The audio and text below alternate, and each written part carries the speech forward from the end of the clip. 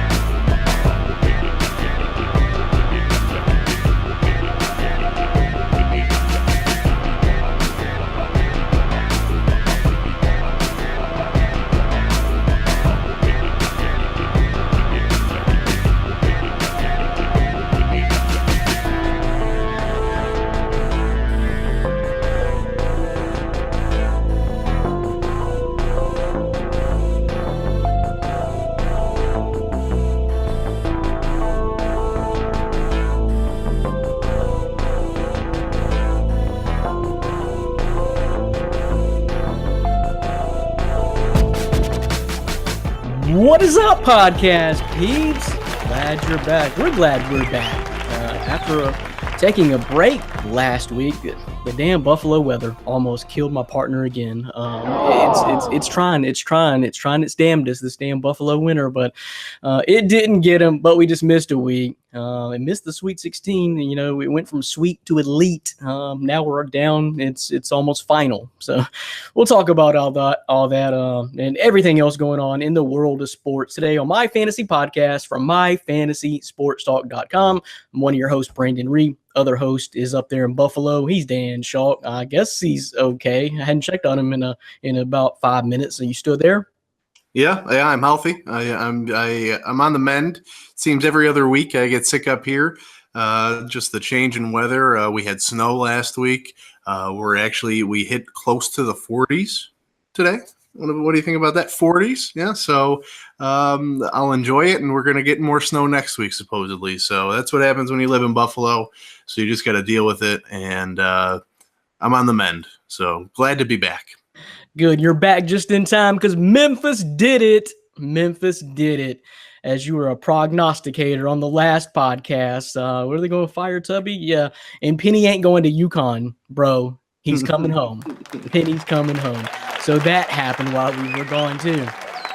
Yeah. Congratulations. I know a lot of the Memphis Tiger faithful are happy now. So we're going to be addressing it soon and even later probably because our boy Nick Pertins has a question for us. But Mr. Pertins is also talking some smack for probably one of my favorite days of the year, which is tomorrow, opening day of baseball. So he's in our fantasy baseball league, the MFST league.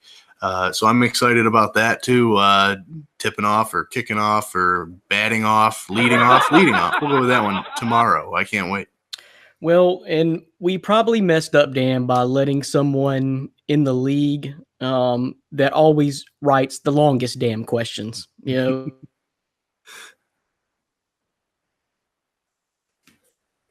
that may have been was going to occur. You knew trash talk was going, to happen. When it's the person who writes the longest damn questions. So we got a long season ahead of us with the Pertins, Dan. Yeah, well, so I'm not exactly sure what you said there. I think I had some technical difficulties on my end, but all I got was Nick Pertins is a serious trash talker in our fantasy league, and it's something that we're going to have to deal with all year. That was the key points of the conversation. Yeah, but what I was saying is dangerous to let someone in the league that always writes the longest damn questions every week to us. So they got a lot to say. They're novels, and we'll take them. I have to go through a paragraph. Luckily, he does good. He probably does some spell check. I would bet, and he's even sending messages to our fantasy league pretty consistently as well. So, Nick Pertins, we like it. We appreciate your fanhood of the podcast. But you have some time on your hands, I think, buddy. And all the trade proposals. I'm open for trades now. The Grapefruit League is finally over. But another surprise on the podcast today, we will have a special guest. Ryan Thomas of the Thomas Take podcast will join us today to talk about opening day and the NFL and the Buffalo Bills. Dan, you're Buffalo Bills, right? No. Hey, there. So just so you know who my team is. We see, Dan. There's no disputing that. Oh, yeah. You can just look behind me, too. But, yes, Brian giving Jason Witten the stiff arm in that photo there. No, that's love. But anyways, Ryan Thomas will join us. He's always, depending on who you ask, a good time on the show. But, looking forward to talk to him. He polled Buffalo Bills fans of who they want, I guess, or who they think is the best quarterback in the draft. And was it pick or draft? Was it quarterback specific, or was it just a draft pick? I'm not. It was rankings of who I think who they wanted their team, the Bills, to draft. And we'll have to get with Ryan a little bit later and find out exactly because. I've always said Bills fans are some of the dumbest in the NFL, and this ranking report kind of backs that up. Sorry, Buffalo, I live here, but it's questionable at best. So the poll, it was just quarterbacks here, and I don't know, Dan. I got some supporting info here that says maybe they're not so crazy. It may look so on the outside, and maybe it is. It's crazy. But I don't know. We'll talk about that. But very interesting poll, and we'll hear from the man himself, Ryan Thomas of Thomas Take. So, of course, guys, we're going to get into the NCAA tournament, talk about that, recap what's been going on, give our Final Four predictions. We'll talk some NBA, take a look at the standings, potential playoff matchups, and just what's going on right now. And, of course, the MFST fantasy basketball playoffs are almost over. Yes, they are. And I'm glad you brought this up, Brandon. I am glad. Should I let him in, or do you want to? No, okay. Last year's champ, me, is back in the is back in the championship round, and I have a lead. So, how does it feel, Brandon? This NBA is your sport. This is the one you want to win, and I'm about to win it 2 years in a row. And I got to tell you, it feels good. Tell me how you feel. It hurts. It hurts, man. Make it through the podcast.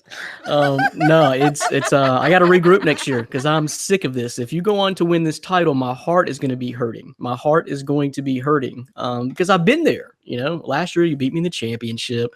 This year my team just fell apart. It just wasn't my year this year for this reason, for that reason. I ran into Anthony Davis, who almost got you, but don't act like you just breezed into this championship round. And here's the thing about the playoffs. And now I'm just a bystander. Okay. I'm just a bystander, but, we'll talk a little bit later about this. I'm going too long-winded on this right now for the Open, but, it's the scheduling, man. Players start resting, players get hurt. It's tough. It's tough. Even for you, anybody has to battle attrition. I know you guys, and you just never know. It could happen today, tonight, tomorrow. You never know.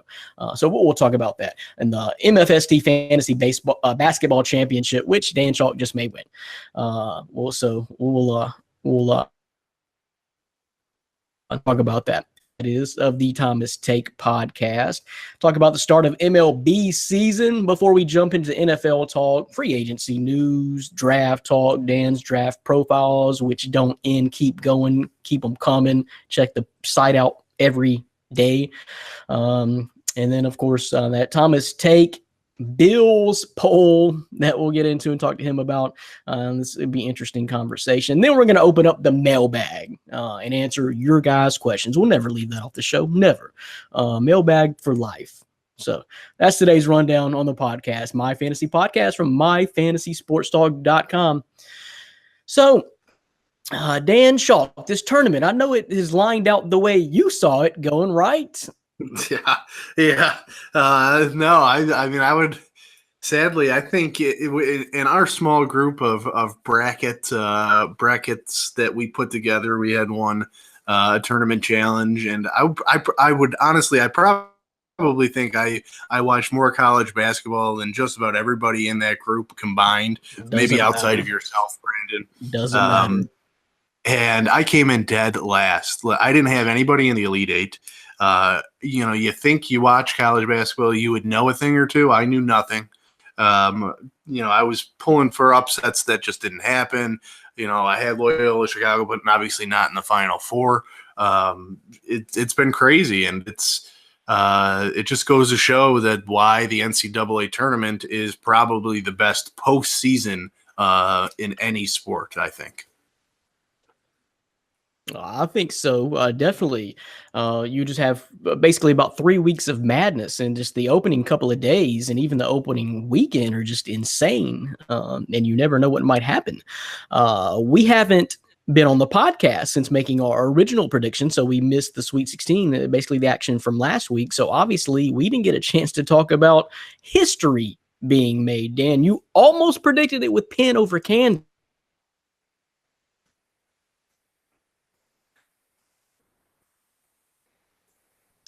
But the one you didn't see coming, which I told you, we talked about on the podcast, I did not like Virginia's style. It's just not a style suited for tournament play, in my opinion. You can't be too defensive heavy. And lock down half-court game. When you need buckets and you need reliable scores and reliable scoring options. So Virginia went down, and they didn't just go down to UMBC. They went down hard. Yeah. I mean, I had a feeling it was going to happen. I don't think I obviously didn't get the team correct, but Virginia losing their sixth man, not being able to score consistently is always going to be a problem, like you alluded to in a previous episode.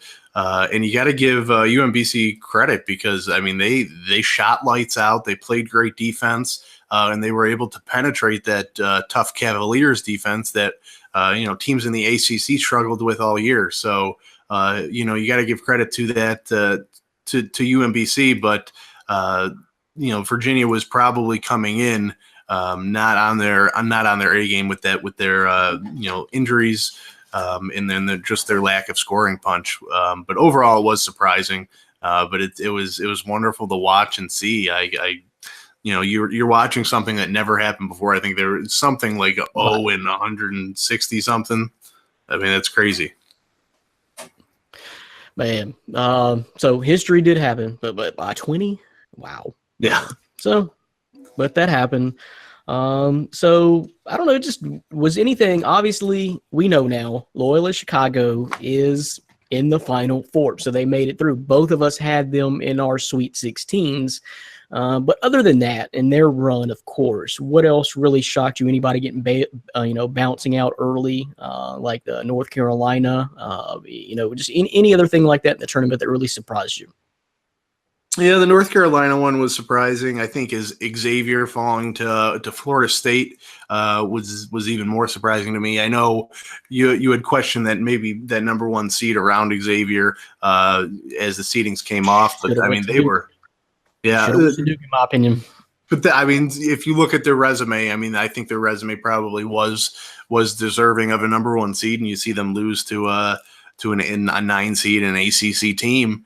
Like a Florida State. So that was kind of surprising to me. Kentucky was very surprising to me in the way they beat a Buffalo team that I was very high on. I mean, they shot lights out. Every single one of the Wildcats, played their best game. And then to see them, follow that up against, I think they played Kansas State, and I mean, the Kansas State just beat them, and I thought Kansas State was the luckiest team in the entire tournament. You beat an 8 seed in Creighton, and you get a 16 seed right back instead of a 1. So they were lined up to do well, and they beat a Kentucky team that looked great the previous game against Buffalo, but kind of went back to their freshman roots against Kansas State. So that was kind of surprising, that 360 that happened there with the Wildcats. And that's bound to happen with Calipari constructed teams. You're going to have those good years, those awesome years. Then you're going to have those down years where it's because you're relying on so many young players. And you know what? They're going to do it all over again next year.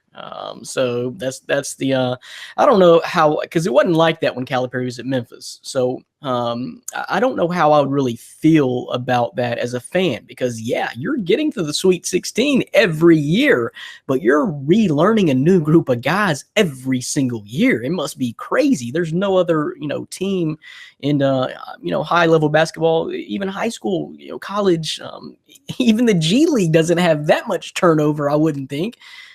So I don't know whether I'd like that as much as a fan, but we need DDT on the show, because one of the surprises to me is don't let Syracuse in the damn dance. Lock the doors, chain the doors. If you let Syracuse in the dance, they're going to do what Syracuse does.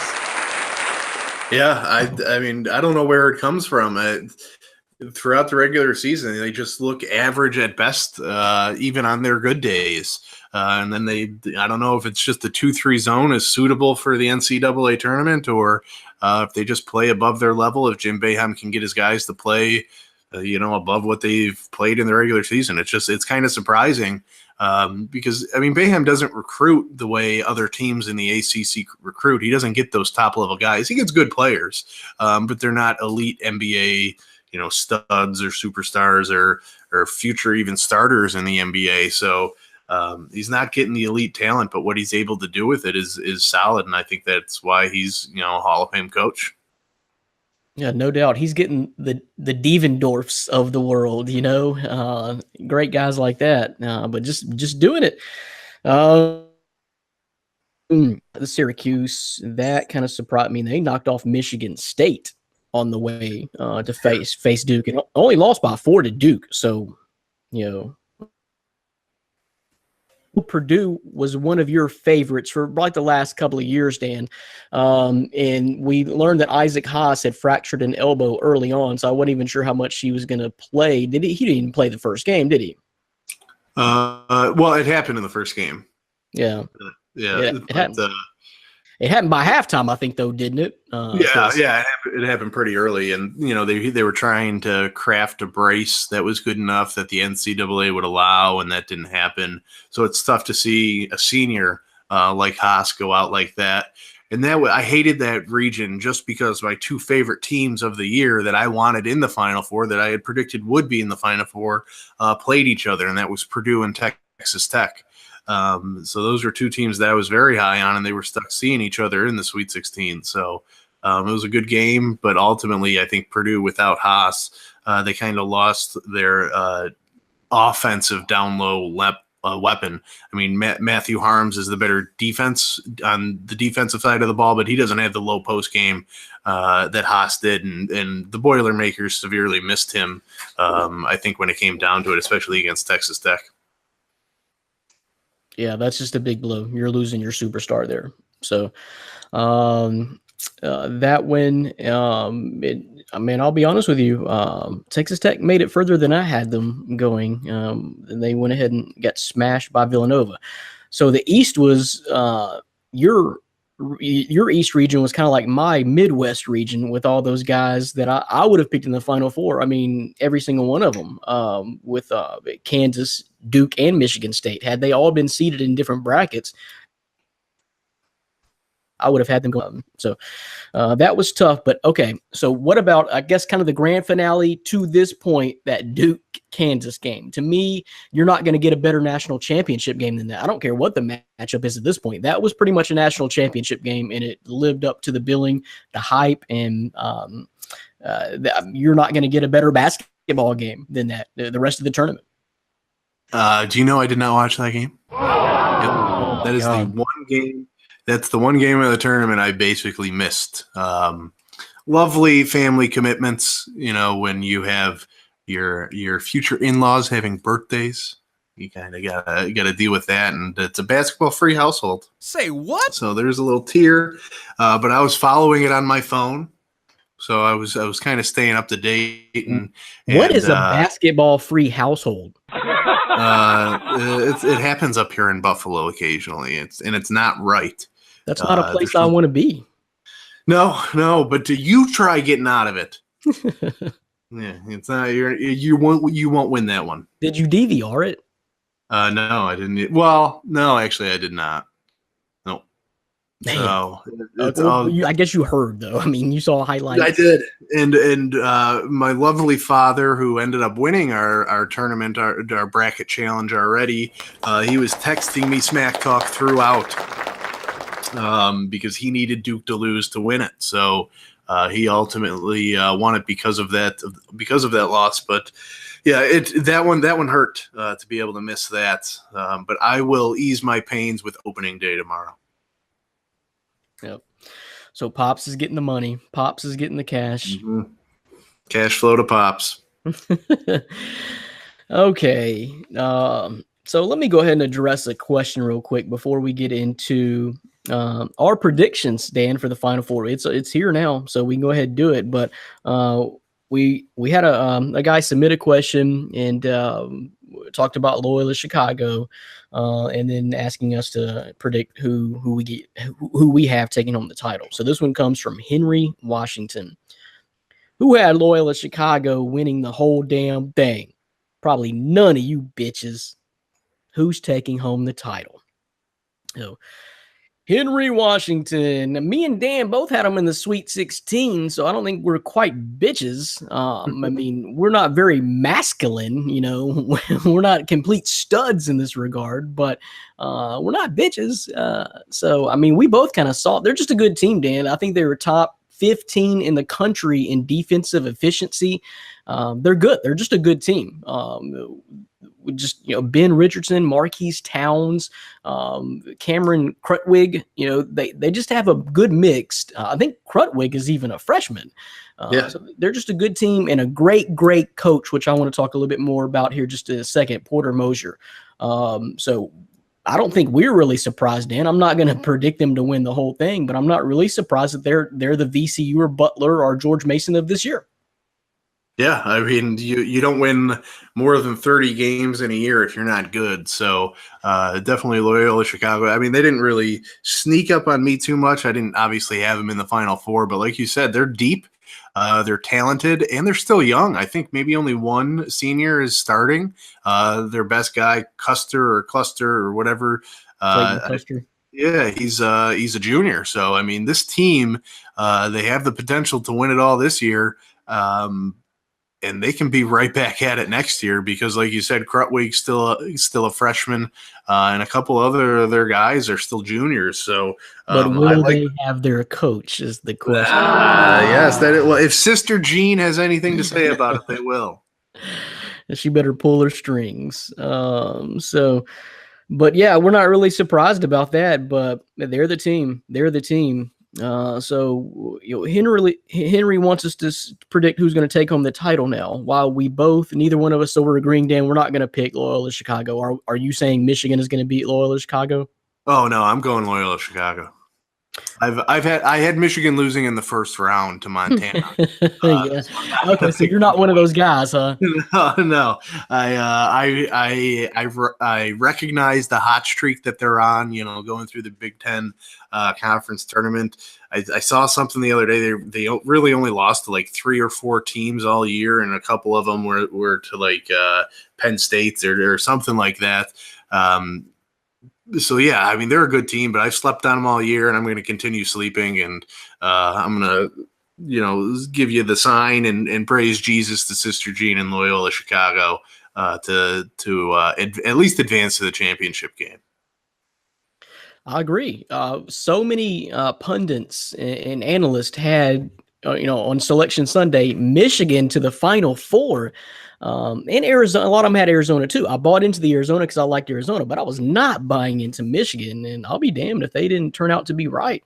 But I mean, I'm still not quite buying Michigan, and I guess I'm just hoping and praying for just an upset like that.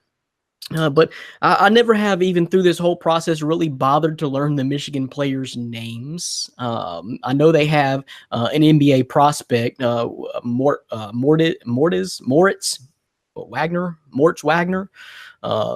NBA prospect type player on the team, but I just never really have bothered to even look at these guys and study these guys' names.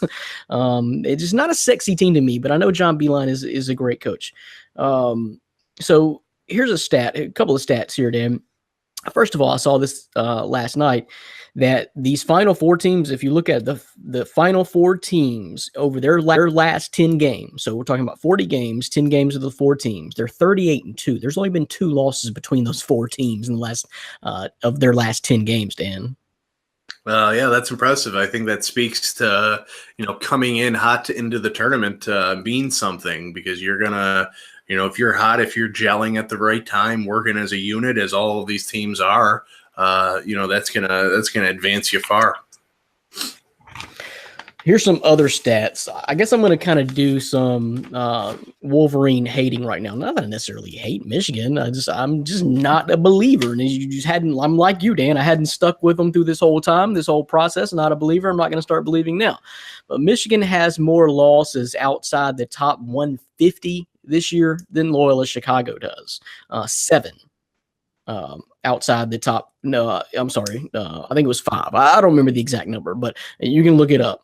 Michigan actually has more losses this year to teams outside the top 150 than Loyola Chicago does. I thought that was a pretty amazing stat, but they've turned it around and got hot late. But Michigan's also been out-rebounded in every single contest that they played in this double NCAA tournament, except that Montana game, which didn't you pick Montana, or at least threatened to pick Montana? I had Montana in the Sweet 16. And so that's really the only easy game Michigan has had, to be honest with you. Anyway that they didn't get out-rebounded in. And they should have lost to Houston when they shot 33s in that ball game, but fortunately they did get to that magical 30 number, Dan, because it was that 30th that won it for them off a freshman, Jordan Poole or something like that. Amazing shot. So they barely escaped Houston, but they got it off. But anyway, to Michigan's credit, they've got the 3rd best national semifinal record in the history of the NCAA tournament, Dan. They've been to 8. They're 6-2 in national semifinals. Interesting tidbit.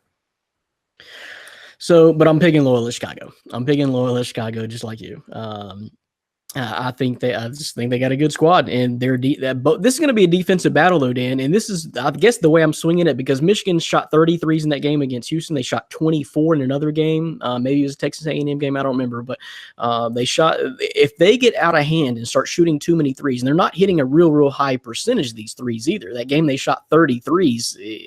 They only hit like 8 or 9. I don't know. It was not good. It was not a great percentage. So if they get out of hand and start shooting too many threes, and Loyola Chicago does what they've been doing to everybody, they're battle tested through this tournament. They've won 2 1-point games through this whole process. So I think they're ready. So I'm picking Loyola Chicago. Now the next one, Dan, is where I have trouble. This is going to be a battle. Okay. If Kansas Duke was the national championship game, Villanova Kansas is going to be second. I mean, that's 2 great games right there.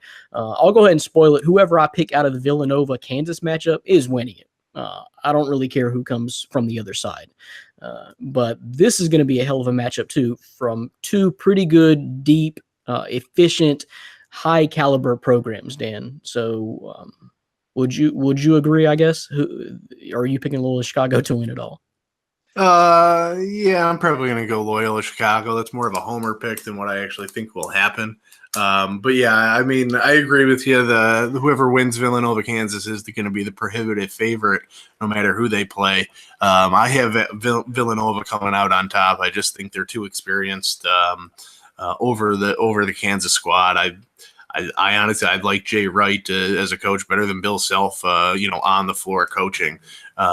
So I like that Villanova squad. They just have more experience. They still have a lot of really good players, and Bridges, Brunson, and a couple other guys. So DiVincenzo or whatever, DiVincenzo, he can come off the bench and light it up. So, I like Villanova to come out as the victor. They're probably going to win the national championship, but I think it'll be a good game. Loyola Chicago isn't going to back down from anybody, so I think it would be tight throughout, no matter what. Okay, well, spoiler, let me get straight to it. Villanova is my champion, folks, at this particular point, because Villanova is the only team in the tournament not to even play a single-digit game yet. They've won all of their games by double digits. Only team to do so. And they're just deep, man. They're deep and efficient. Of course, Mikal Bridges, Jalen Brunson, but you got Amari Spellman, Phil Booth, those guys. And like Dan said, the elite coach. They're deep. They got 6 players averaging double figures. And so I know what Kansas just did to Duke, and Duke was my pick to win it all. And I like Kansas a lot. It's going to be a showdown. It's going to be a showdown throwdown. But I think the Duke game may have taken a little bit out of Kansas. And if I just had to pick an edge here, I think it's going to go to Villanova, who's not looked crusty at all during this whole tournament process. So I'm going to go with Villanova to beat Loyola Chicago, and that's my champion. So, but the only caveat to that is that Kansas is playing in San Antonio, and that's where Bill Self won his first title over, you guessed it, the Memphis Tigers, 2008, which according to the records books now, Tigers weren't even there. It never happened, folks. I don't know. It was a Magic team there, so it never happened. But anyway, yeah, that happened. And if Malik Newman plays like he did against Duke, and Azubuike's enforcer down low, and then, oh, by the way, Player of the Year candidate Devontae Graham. So that's a tough call for me. I'm just going to pick Villanova slight edge. But also, did you realize this, Dan? There's actually 3 Wooden Players of the Year candidates, finalists, in this one Villanova-Kansas matchup. It's going to be a hell of a show. Yeah, I mean, you're getting – usually when you think of Villanova, you don't think of NBA talent, but I think they actually are starting to recruit really high caliber players. And, this game, it might not have the top draft picks in the draft, but you have some solid players going on both teams. I think it's going to be, even though I didn't see the Kansas Duke game, it's going to be right up there with, that high level of intensity and competition throughout. It's going to be good. And so it all happens just like that, is the Final Four. So we'll revisit it next week. And by that time, we'll know who won it all. So real quick, Dan, that's it. Loyola Chicago, right? That's your pick. Yeah, sure. We'll go for it. It doesn't even matter at this point, huh? Pops cashed in the money awfully damn early, too. I mean, we still got 3 games to go. Yeah, I think that's how crazy it is. I mean, teams didn't even have anybody left in this Final Four. I mean, he has Villanova winning it all, the only one in our group to pick Villanova, which is kind of surprising when you look back on it. That's the only – I did have one team to make the Final Four. That was Villanova. That's it. That's the best I can say. That's the best I can do. But that's it. So before we close this out, Dan, I want to talk a little bit. There's been a little bit of a coaching carousel. Chris Mack left Xavier to take the Louisville job. Also, Jeff Capel left the Duke bench to go to Pitt after they fired Gene Stallings. So a little bit about this carousel, Dan. What do you see happening here? And do you like the moves made so far in this coaching carousel? Good luck to Capel because that Pitt program is a mess. I think they have like 6 water boys, a walk-on, and a couple graduate professors that are trying out for the team. What's weird about that is it's going to be his team from day one, because he's going to have to bring in like 10 players somehow, somewhere. Yeah, I mean he's got a lot of work to do, but they gave him, I think, a 7 or 8 year contract. So I mean, they're willing to ride it out with him. We'll see if they actually give him more than 2 years like Stallings, but it's good luck to him. And for Louisville, I think it's a great hire to get Chris Mack. I do like him, the way he was able to win at Xavier. The question I have is, why would you lose Xavier? It's not like the Big East is a bad conference. Look how many teams. They had 2 number 1 seeds in the tournament, so the level of competition is pretty similar to the ACC, maybe not as good.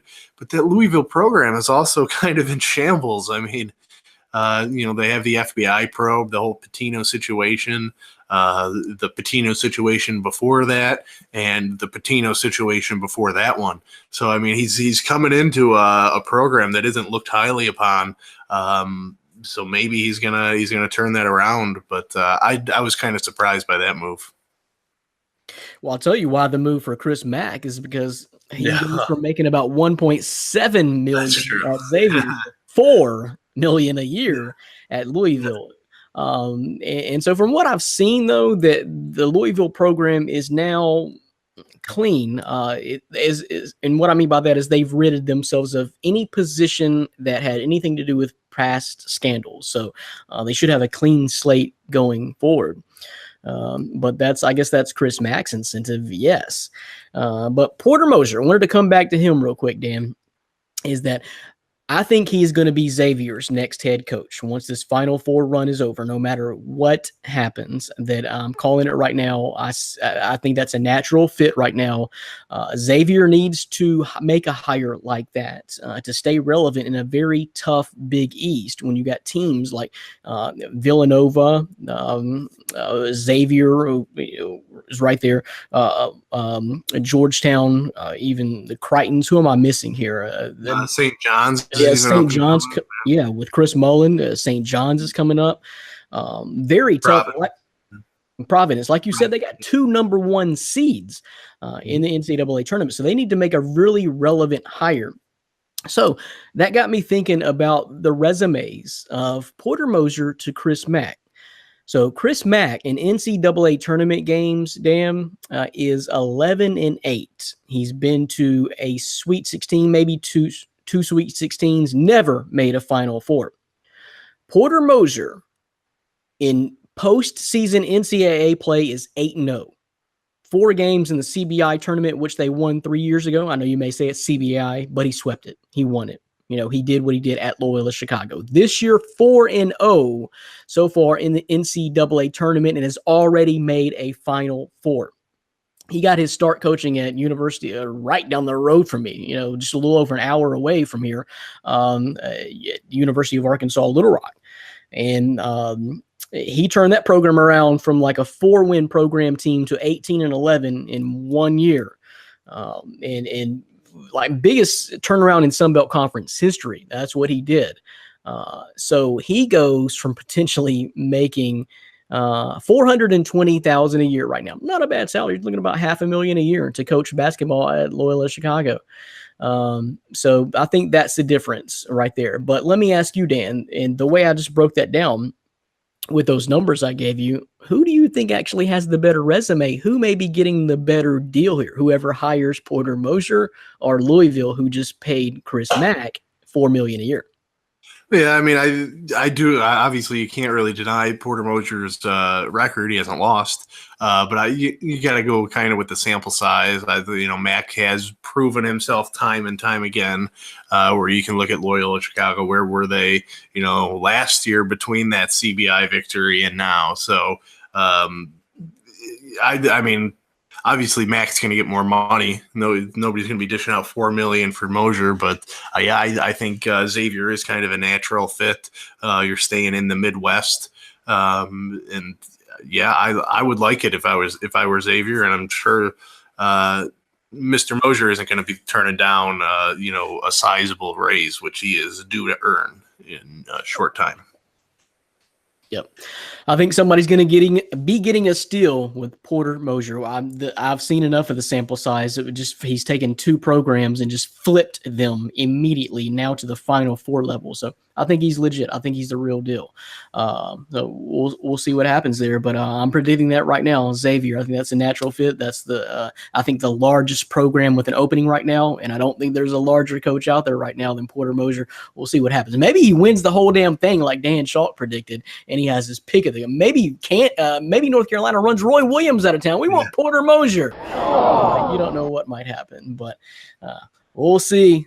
Final Four this weekend. We'll talk about it next week. Up next, we'll talk a little NBA and let Dan have his moment of glory here. MFST Fantasy Basketball Championship is underway. Next. This is My Fantasy Podcast from MyFantasySportsTalk.com. Thanks for listening. Thanks for watching. However you may watch. Thanks for visiting the site every day, which you should. If you ain't, you should. MyFantasySportsTalk.com. I'm Brandon Reed. My partner is Dan Schalk. So a little NBA talk, Dan. Anything been surprising you in the NBA as of late? I'll tell you what's not surprising. Steph Curry's ankles, knees, legs, lower extremities, his arms, his mind. It's all garbage. So, yeah, I mean, that's it wasn't man, I didn't even cast it out there very far, and then I was pulling it back mid-motion like he's going to take off and run with it, and you sure did. It did not take you long. And we'll have a questioner in the mailbag who has a pretty similar sentiment to I, and that's why he got his question picked out to this week. Mm-hmm. So we can read on air because it speaks volumes of truth. Yeah, somebody's been watching the podcast because you know exactly how to get your question read on this air, especially when Dan filters the questions. Faux show. But yeah, I don't know, man. We're eliminating teams. The Grizzlies. We'll get to Nick Pertins in a second, and I don't want to talk too much about it. He actually wants to talk more Memphis Tigers basketball this week, but the Grizzlies are starting to win games, but it ain't because of Tyreke Evans, Dan. Man, you should have traded him to me back when I already got Derek Favors. I picked him up. That's who you offered me. I ended up picking him up anyway, so it worked. But I think it's even more impressive for my team to do this with Tyreke Evans constantly being a little whiny guy and just leaving the team for personal reasons.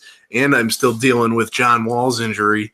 And I'm still able to make it to the championship round. So thank you, Brandon, for saying you know my drafting skills are amazing and my fantasy ability is off the charts. I know that's what you were going to say, right? No, actually, I was trying to talk about the real NBA here. We weren't even to that point yet, Dan.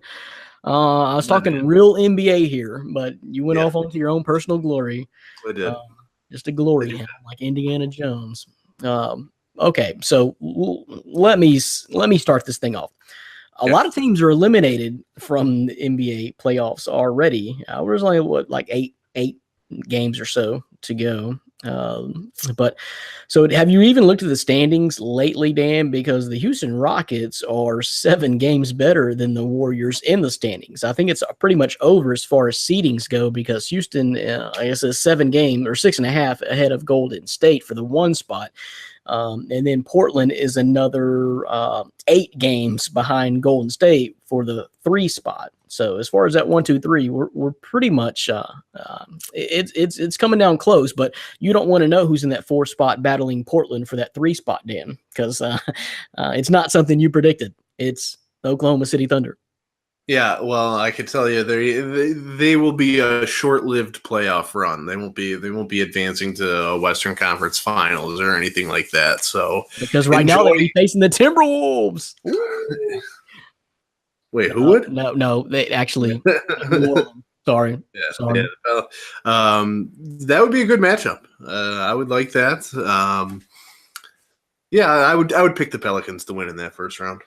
New Orleans really hasn't missed a beat when losing DeMarcus Cousins, Dan. I actually think they've actually moved up a couple of spots. Like, I think it gives Anthony Davis more free reign of the offense Yes, and it defense. does, which you and I know. See, that's the whole thing, man. If DeMarcus Cousins wouldn't have got hurt, maybe I would have been playing you last week in the semifinals. Well, yeah, that I would have enjoyed that because the victory would have been so much more sweeter. It would have. I know it would have. It was set up perfectly for us. But anyway, are you surprised at all? All kidding and hatred aside for Steph Curry, are you surprised that the Rockets now have a 7-game lead for the 1 seed out west?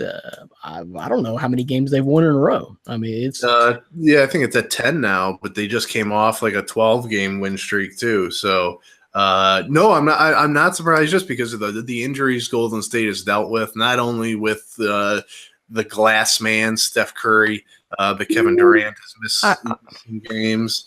Draymond Green has missed games. So I mean they've done well, I think, for all the injuries and things that they've dealt with. So I mean, to me, it's tough to go against Golden State as still the favorites despite being the number 2 seed, but there's that huge question mark surrounding, Steph Curry's lower body and how terrible it is. It's just terrible. It's awful. It's probably the worst lower body in sports.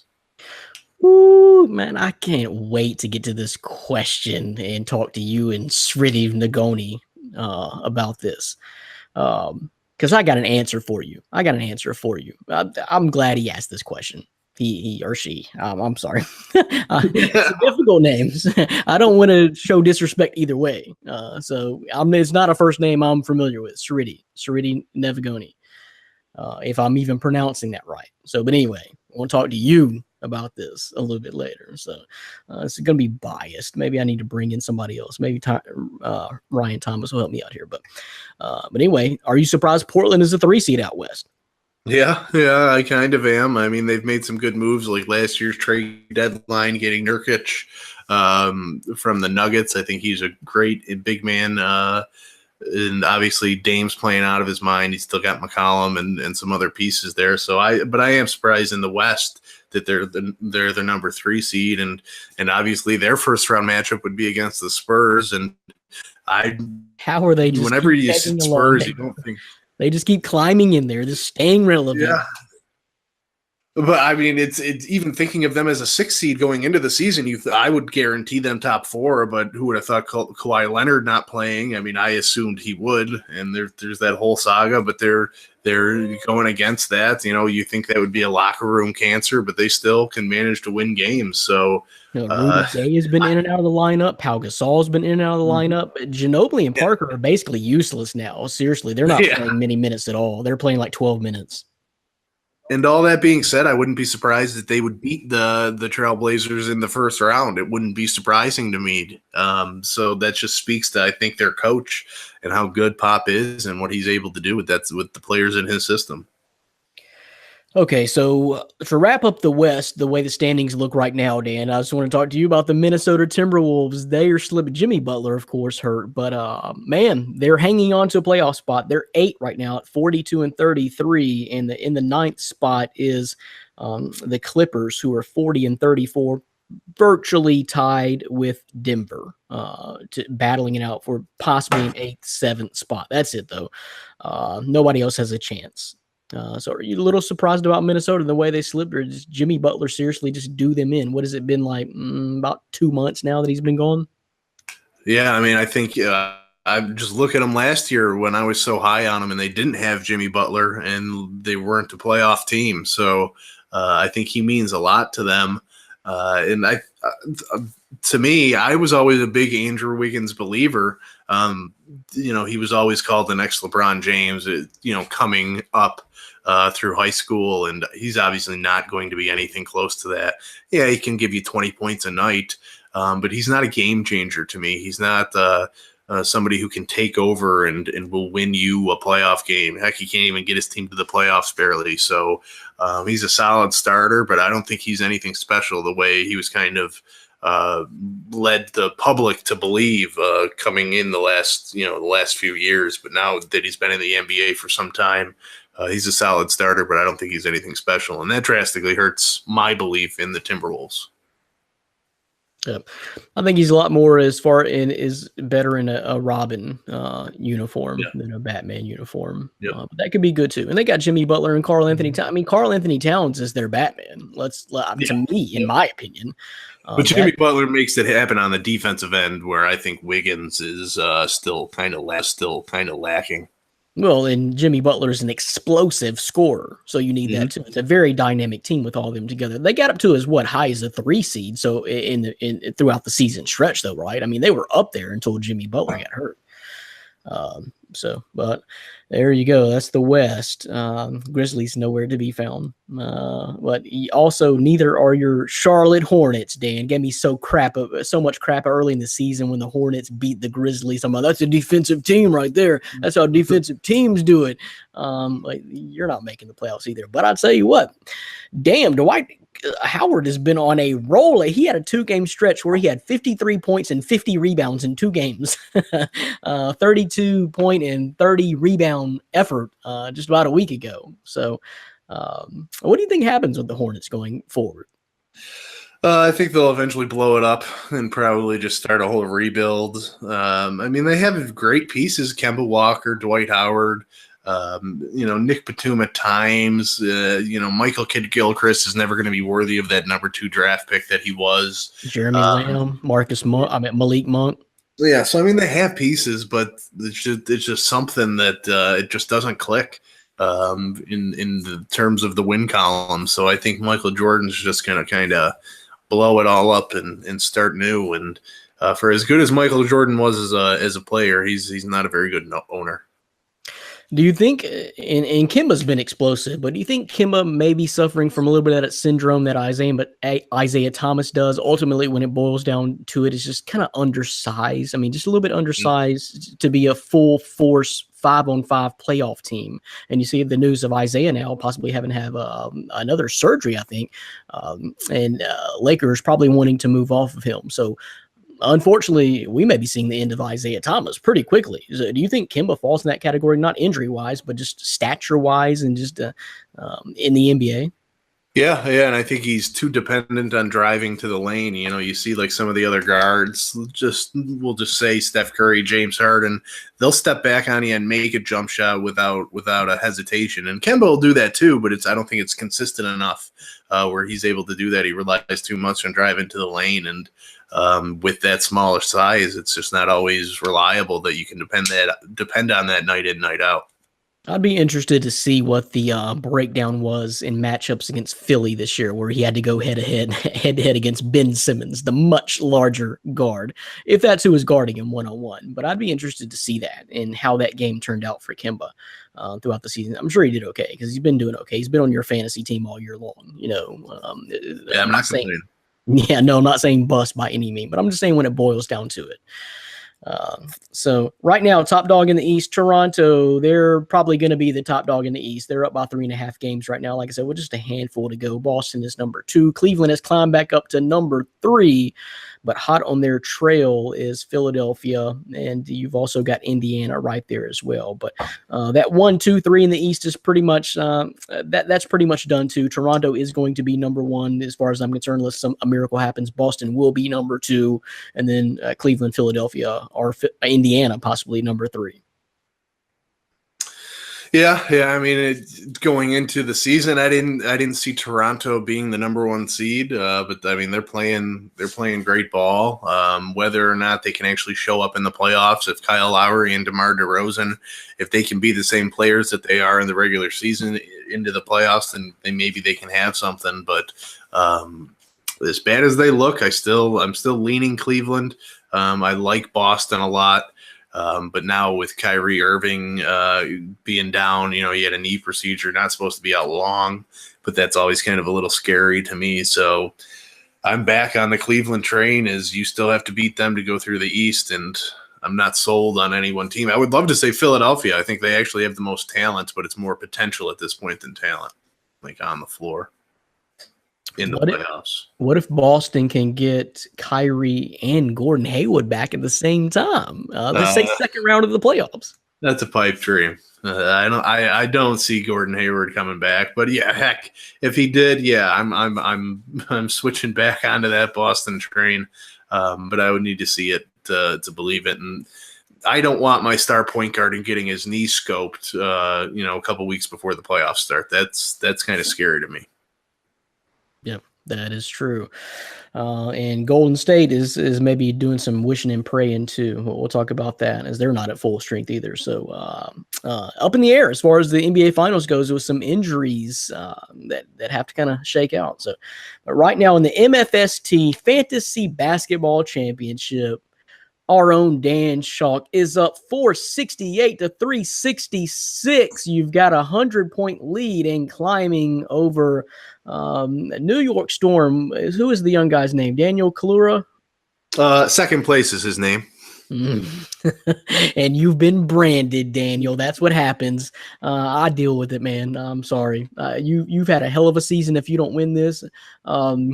But yeah, you've just been branded. So I've lost 3 times in the regular season this year. 2 of those times have been to the guy I'm playing in the championship. So you're never going to beat me 3 times in 1 year. So I mean, it's just tough for him. But he got the best of me in the regular season, so props for that. But not now.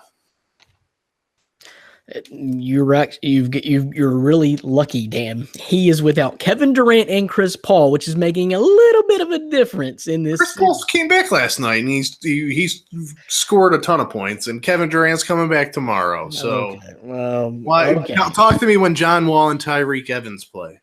So, okay, but we're going to kind of wrap this up. Here's the guys. So this is our championship in the MFST Fantasy Basketball League.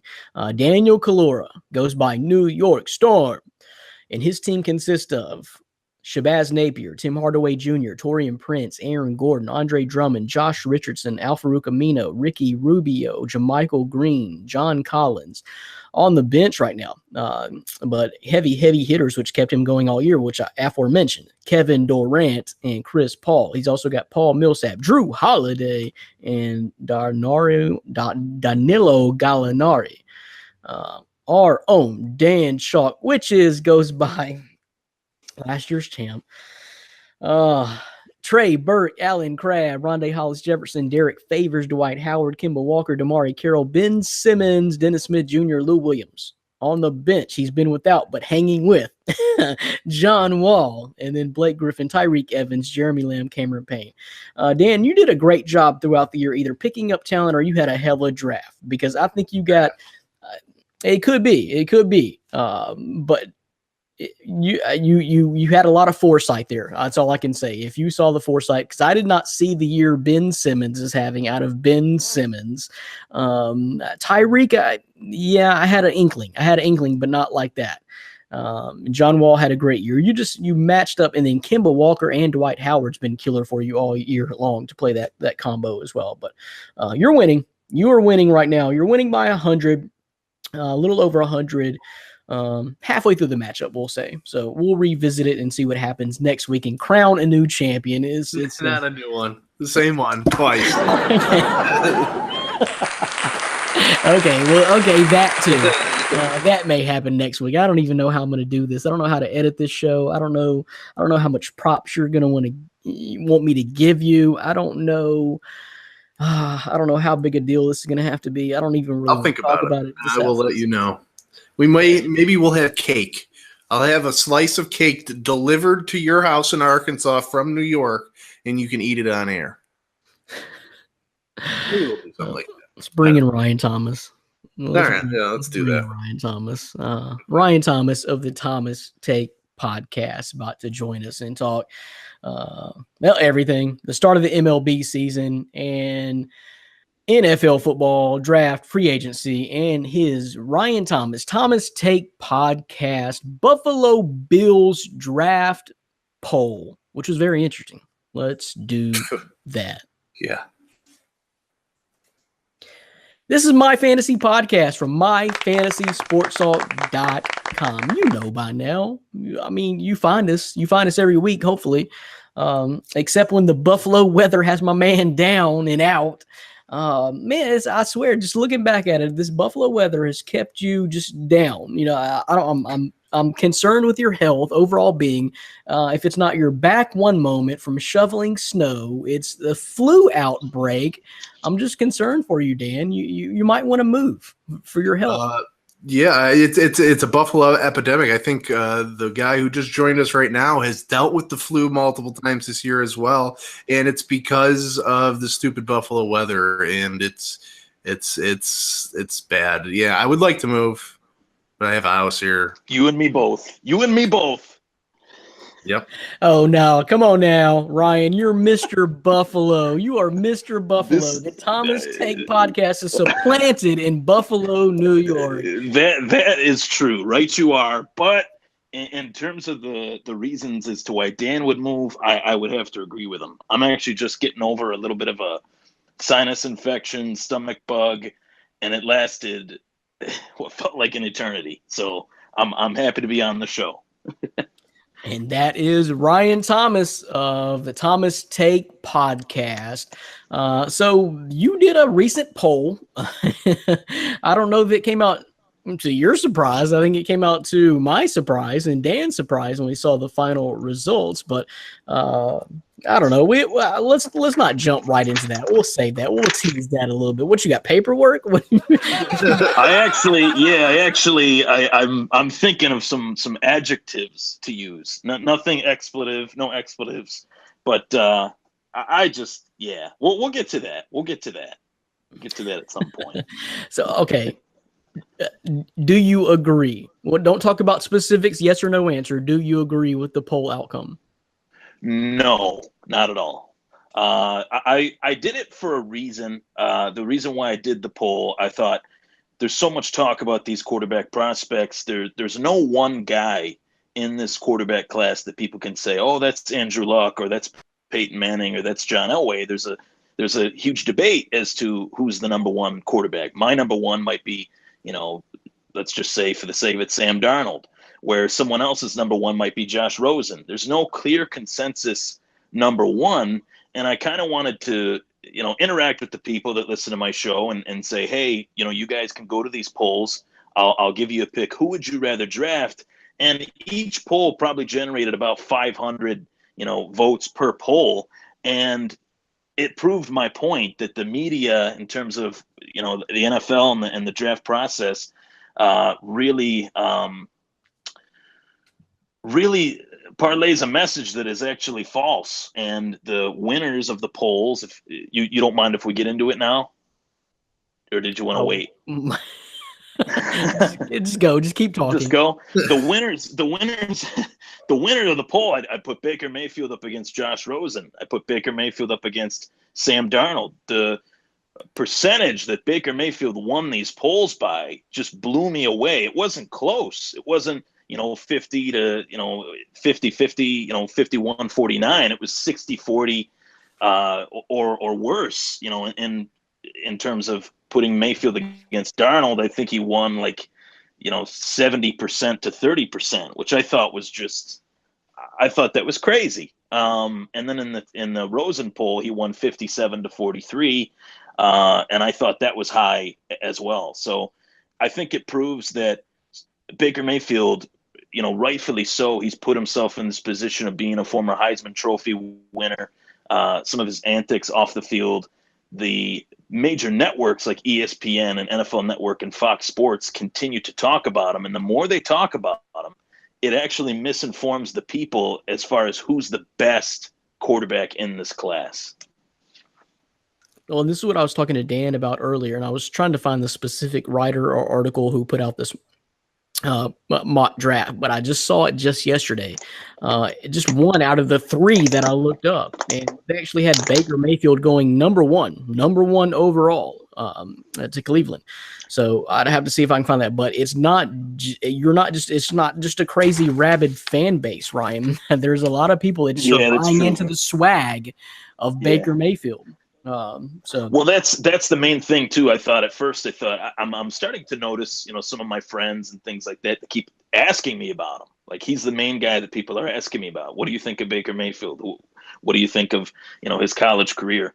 And when I said earlier he put himself in the right position to be talked about this way, his story is pretty remarkable. He's a two-time walk-on. He won the Heisman Trophy. He had 2 great back-to-back seasons, but that was in college. We're talking about a completely different game. We saw guys like Jared Goff have struggles in his rookie year, who was very good in college as well. It's happened tons of times over the history of football that just because you're a great college quarterback doesn't necessarily mean that your skill set is going to translate to the pros. And I think people are just in love with his college career and his story. They want it to, they almost are trying to will it to work in the National Football League. And in this draft, it's purely situational. Depending on whichever team actually takes Baker Mayfield, he will either feast or famine.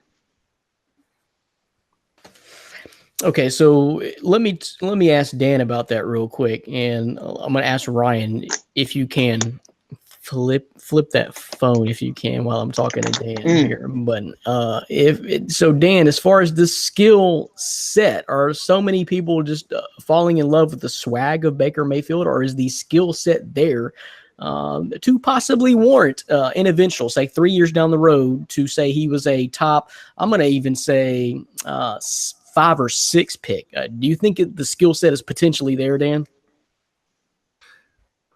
I'm the wrong guy to ask. My belief on Baker Mayfield is absolutely plummeting. The more people I talk to, the more tape I watch. His tape isn't bad. I mean, he makes good throws on tape.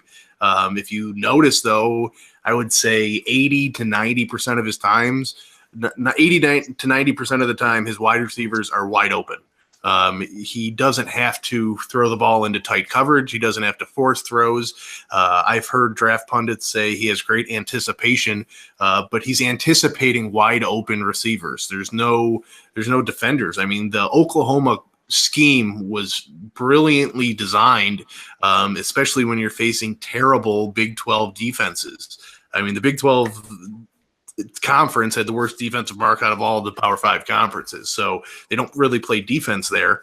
And running a spread system the way he does, that helped him put up gaudy numbers. And I think the general public, fans of the NFL, they look Heisman Trophy, look at those numbers, look at that completion percentage. He's a number 1 pick. He's the guy that I want. When in actuality, I mean, it's just not the case. I don't think he's going to translate very well to the NFL. I think you guys both saw the quote that I had put up a few days ago from a scout that I talked to, that had told me inside the Oklahoma playbook, there were 12 plays total, 12 plays, multiple formations, but 12 total plays. And he questions Mayfield's ability to understand the verbiage of an NFL playbook and the in-depthness of an NFL playbook. That's going to be. And I saw that, Dan. I was very shocked by that. So, I mean, I don't know, with your insider thought or perspective, how off typical or atypical is that? I mean, what is the typical college playbook going to look like for a quarterback? Are we talking about an average of 75, 80 plays? Or are we talking about an average of 40 plays? Or is there some quarterbacks that are just going out there with 10 plays and that's your scheme? Yeah, I think it all depends on the system. I think if you look at a lot of the college systems, it is a lot of the same play with multiple spread formations. So it may not be atypical. I think 12 plays to me is a little atypical. You're going to have at least 50, I would say, put in the beginning of the season. And then each season or each week of the season, you put in more plays through the game plan, that works against your opponent's defense. So it's definitely not the norm to have that little. I don't have a number for you of what the exact is, but I bet you if you go to Penn State, ask Saquon Barkley what his playbook was, it's going to be pages and pages thick, because not only did they run multiple formations, but they had a multitude of plays. You can just tell watching Trace McSorley, who's not even really an NFL prospect, on tape, and the reads and the different patterns that his receivers are in, what Saquon Barkley was doing consistently. Their playbook, I bet you, was at least 10 times the size of Oklahoma's. Yeah, I mean, that's what I'm thinking. I'm thinking I got, 4 or 5 different plays for every type of run situation. 4 or 5 different plays for every type of pass situation. If you run multiple formations, 4 or 5, variations in that set as well. So I think 12 just doesn't sound like much to me. But anyway, as far as your poll, do you know roughly about how many people participated, Ryan? I would probably say 3,000 to 4,000, because I kind of did it in like a tournament style. I would say, hey, if the first guy, I was like, I've had enough. I need to put Baker Mayfield out there and see what people, are how enamored are people actually with this guy? Is it like you said, is it a fandom, or is it, do they like his swagger? What I wanted to just try to gauge it. And I put him up against Rosen first, and it was 57 to 43. Put him up against Sam Darnold, and it was 70 to 30. So both polls, they were shared on the same exact groups, the same exact people practically voted in both polls, and he was killing the competition. I also did Allen versus Jackson. Allen was 80% to 20%, which I thought was very interesting. And I also did Rosen versus Darnold. Rosen was at 58%. Darnold was at 42%. So one I did as well was Darnold versus Allen, and Darnold actually beat Josh Allen. I think that was 57 to 43 as well. So it was around the same amount of people per poll. But Mayfield really dominated whatever poll he was in. Well, I think the problem Dan is going to have with this poll is that he's proclaimed Josh Allen to be his best quarterback prospect, and there was 3 guys in this poll that was ahead of Josh Allen. You're telling me he's the fourth prospect according to the fans. According to the people that I communicate with on my show, and they know, I haven't necessarily put out a ranking. I put out each quarterback. I don't know if either of you saw the status that I posted, but I put it out as who has the highest upside, who's the most talked about quarterback prospect, who's the most polished, who has, who checks off all the boxes. I put Mayfield as the most talked about, Allen is the highest upside, Darnold is the guy that checks off all the boxes, and Rosen is the quote unquote most polished passer. Rudolph, I gave him huge compliments on his deep ball, which I've found pretty interesting in watching tape on him. And Lamar Jackson's obviously, to me, the most athletic quarterback in this draft class. So to me, I mean, the guy that I like the most, if people were to ask me, I would say it's Sam Darnold. I think he's got the highest room to grow out of all the quarterbacks. There is room for him to grow, but his willingness to get better is something that I'm high on that. His attitude, his personality, I would definitely feed off that if I was playing with him. And I think that, it basically went Mayfield, Rosen, Darnold, Allen, Rudolph, and Jackson. And that is not how I would rank them. I would probably rank them Darnold, Rosen. I would actually say Darnold, Allen, Rosen, and then, Mayfield would be the second to last. I like Mason Rudolph better than Baker Mayfield. Well, very interesting. So what's going to be the next Thomas Take poll? Because me and Dan are chopping at the bit here, and we got to know, because that first one, that was pretty interesting. So what's going to be the next crazy topic? The next one, I'm definitely going to make it team-based, because the biggest segment that I've done last year was the biggest segment of the year, was 32 picks in 32 days, where each day that I'm on my podcast, I talk about one pick after another in this year's draft. And I've already went through picks 1 to 6. I did 1, 2, 3 in one episode, and it's technically not in 32 days. I just liked the title. I thought it was catchy. So I did 1, 2, and 3 last week, and then I did 4, 5, and 6 today. And I'm going to be putting out polls based on the 2 players that I think each team should take, and get everyone's thoughts on who they like better, who they think is a better fit for those teams. One of those teams we'll be talking about a little bit later. So 32 picks in 32 days. Yeah, it sounds like a rap song, man. I like it. So, it's not really 32 days, but hey, it's like Thomas Take. You ain't really taking anybody anywhere, No, I'm not driving. Sounds good. It just sounds good. I need a designated driver. No, no, it's been a popular episode, segment in the show because I don't want to. You obviously it gets exhausting talking about the Buffalo Bills all the time, so I like to mix it up. There's MMA, there's the 32 team stuff, and boxing and all that stuff. So plenty more to come.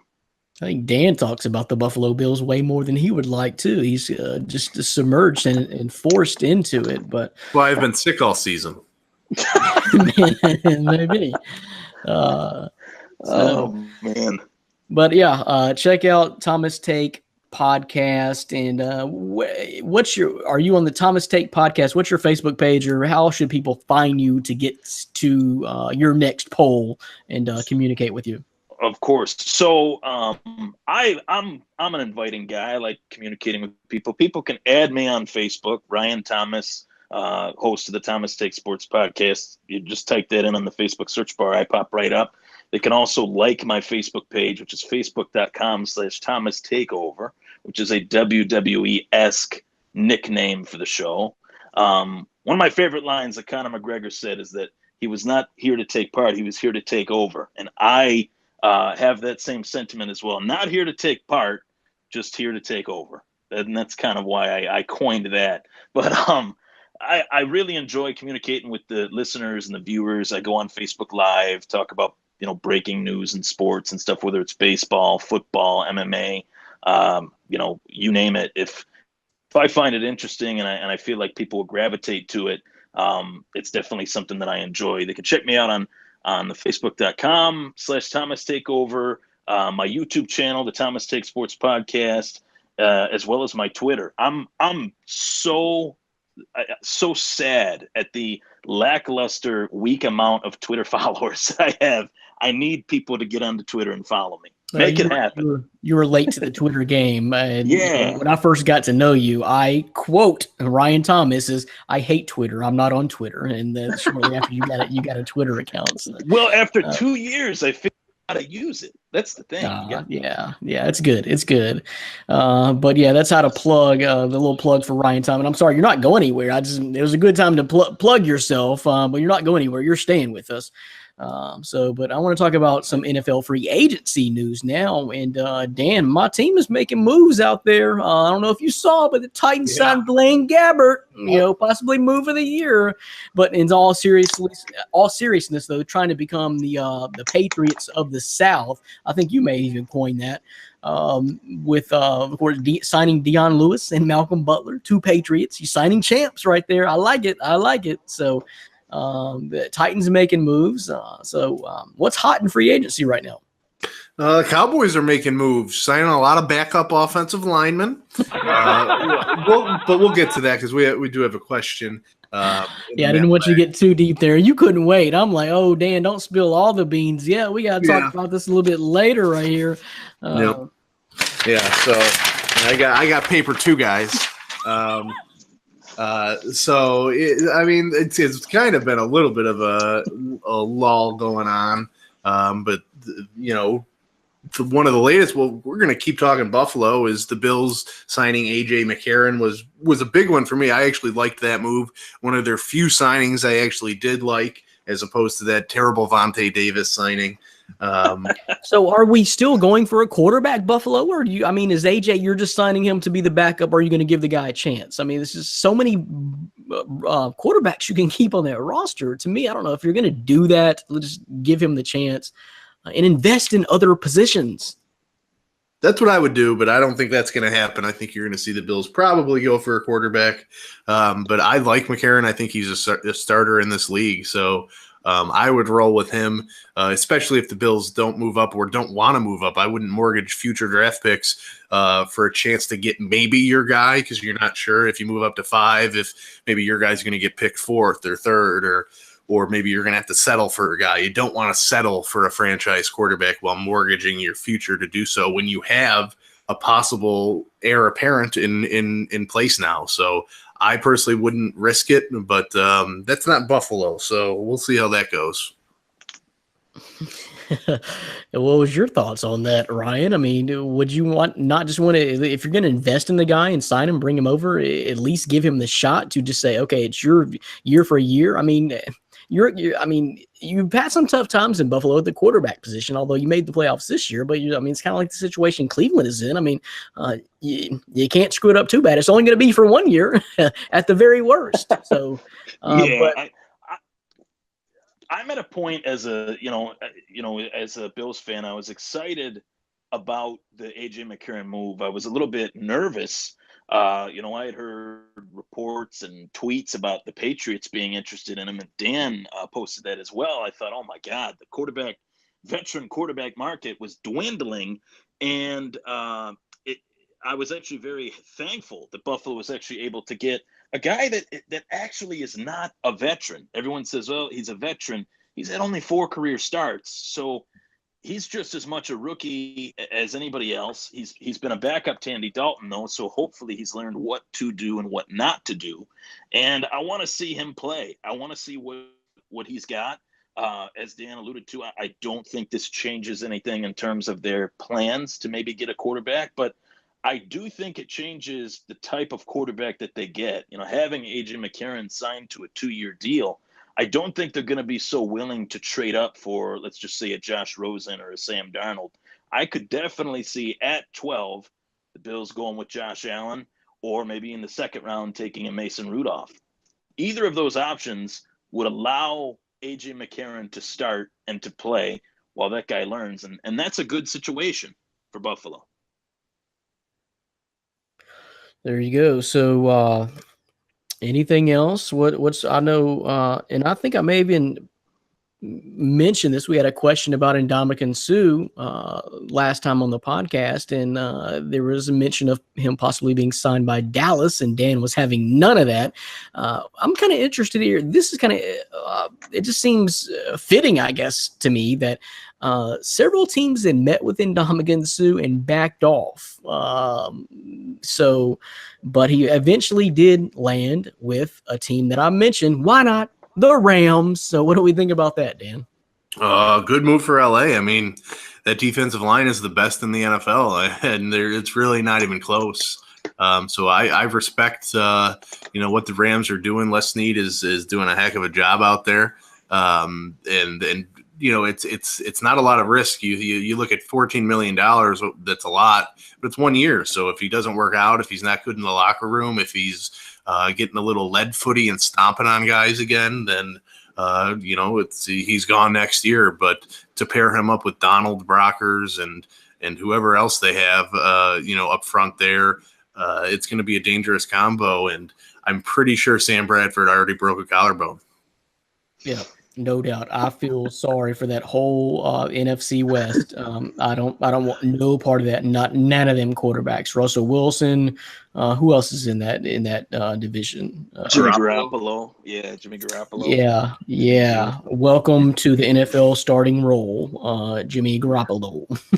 I don't want none of that.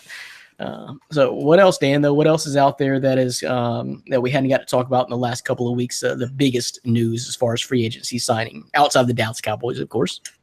Man, I mean, you got the whole Odell Beckham. Is he going to get traded or not? I would lean towards probably not. I don't think the Giants will do anything crazy there. The Saints signed Benjamin Watson today. It's right now we're just kind of getting into those little signings, that might make an impact, but also might not have any impact on that. So I don't know. One thing I actually did see the other day that I didn't mention to you, Brandon, John Robinson got his contract extended. Did you see that? I actually did not see that, but that's a no-brainer. I mean, as far as the coaching hires, that's still all yet to be determined. With Mike Vrabel, we'll see what happens, and letting Dick LeBeau go and bringing in a guy who was wanted to retire and walk away. So that's yet to be determined as far as the biggest personnel shakeup under John Robinson. But make no mistake about it, he is a talent flipper. He turned that team into a number one pick team in the NFL, draft pick that is, to a playoff team in 2 years. Incredible job. So, but I did not know that he was extended. But kudos, job well done. Any other free agency news? You mentioned Odell Beckham Jr., Dan, and I don't know if you guys saw this, but it was reported today that the Giants are willing to consider anyone who wants to trade 2 first-round picks for Odell Beckham Jr. To me, depending on which team you are, I'm going for that. 2 first-round picks for Odell Beckham Jr. I don't know if what's grown sour here. I know the owner, of course, John Mara, is, I guess, came out and said he's just sick of answering questions about this. And of course, with the video with the French stripper with the cocaine, I guess. But what's more alarming to me about that whole video is that he's eating pizza. No, you're not eating pizza, Odell. No. Wrong. But anyway, he's sick of John Mara's sick of answering questions about that. But is this likely to happen, or is that for real? Dan, 2 first-round picks for Odell Beckham Jr., yay or nay? Yeah, I mean, I think a team would definitely be willing to do it. I just don't see the Giants are being the ones that pull the trigger. I think they're going. I think it's all talk. That the New York media and fan base, I think, would, I mean, just absolutely destroy the Giants if they traded away Odell Beckham. I mean, 2 first-round picks, that's a solid return. I mean, it's not it's not chump change. You could flip that into something better, potentially. Yeah, definitely. But at the same time, you might not ever be able to draft an Odell Beckham Jr. in the draft again, first round, second round, any round. He's not, a receiver that just comes in every year and is available to be drafted. I mean, he's a number one receiver, a franchise receiver for a reason, and those don't happen very often in the draft. This is supposedly a deeper wide receiver draft, and I'll bet you there's going to be 2 or 3 wide receivers taken in the first round. Two out of the 3 are probably going to bust. They're not going to be, anywhere near Odell Beckham's class. So you have a sure thing in him. I would hold on to that if I were the Giants. What's your take on that, Ryan? 2 first-round picks for Odell Beckham Jr., yay or nay? Well, first I have to make a joke, as I always do, because you said Odell Beckham was in trouble for the stripper and eating pizza. If that was the case, some people, especially in this Western New York area, would be in big trouble. Some people that are watching right now, I'm looking at you. I won't say his name, but no. Anyway, I think that trading 2 first-round picks, it depends on what situation you're in as a team. If you're really looking to make a huge trade and put your team, quote unquote, over the top, I know this sounds crazy, and Dan will probably be like, wow, I don't know if this will happen, but I think Dallas would be one of the first teams to make that call. If Jerry Jones is still Jerry Jones, he'd make that call and say, hey, what do you guys want? And he would make that trade. 1990s Jerry Jones would make that trade. The question is, now that the organization's kind of moved off of Jerry and onto his son a little bit, Steven, I believe, that might not happen. But I don't think it's going to happen either way. I think the Giants are sick of talking about it, but I think it'll blow over and he'll remain a Giant for the rest of his career. I think it would be a gutsy move. I'm just surprised they came out with that standard of, we'll take this. I definitely think that there's more realistic trade chatter than what people are saying. People are saying, "Oh, this is a rumor." I don't think it's a rumor. I think he could easily be traded, but I don't know if I would trade him if I was the Giants. He's just too good. Yeah, that would be a risk. So we'll see if that actually does indeed happen. All right. So I don't know that anything else. Oh, the rule changes in the NFL. Before we leave the NFL completely for the podcast, guys, the rule changes. I know you guys saw the NFL finally came to their senses. They're going to eliminate that aspect of the rule catch, which I said was the most stupid, is that continuation of the catch. They're going to reverse it. And they actually did say that the Dez Bryant and the Jesse James catch should have been a catch. Well, duh. I mean, we've been watching. We saw it the first time. So they're going to backtrack on that. There's also a new helmet contact rule. If you lead with the crown of your helmet 15 yards, and you might get tossed. And also, I saw that they were going to consider eliminating kickoffs altogether if the injury rate doesn't drop over the next year or two. They would be willing to consider actually eliminating the kickoff altogether, Dan. Say what? Yeah, I mean, the NFL has to do something. Otherwise, there isn't going to be an NFL in 25 years due to the injuries and head injuries and all sorts of things. So I'm not a huge fan of it. I'm a kind of an old school guy, a fan of the game. But yeah, it's going to happen. It might not happen in the next couple of years, but in the next 10 years, yeah, it's going to happen. The things are just going to change in football that aren't going to make people happy, but it's going to supposedly make the game safer.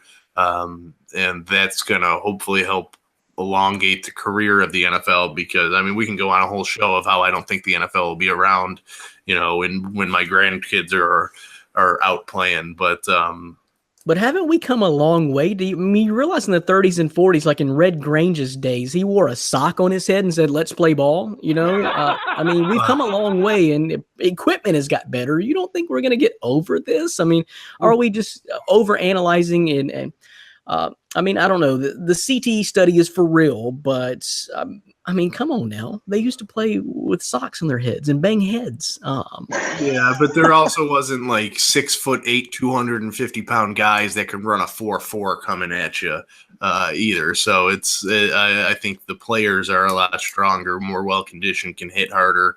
And that equipment actually helps them hit harder as well. They didn't have shoulder pads to do it back then. Now they do. So it's definitely going to be something the NFL is going to continue to look at every single year.